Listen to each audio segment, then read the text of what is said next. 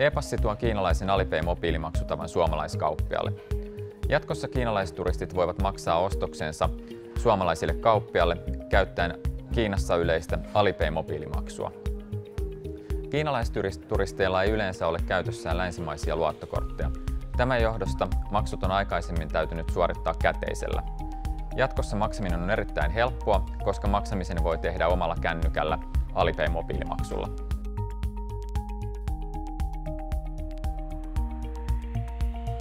Maksaminen tapahtuu lukemalla kaupan kassalla QR-koodi.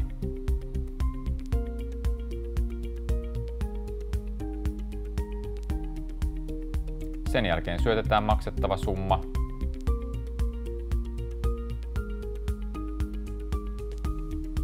ja vahvistetaan maksu. Kauppias näkee heti vastaanotetun summan joko matkapuhelimeltaan tai omalta kassaltaan.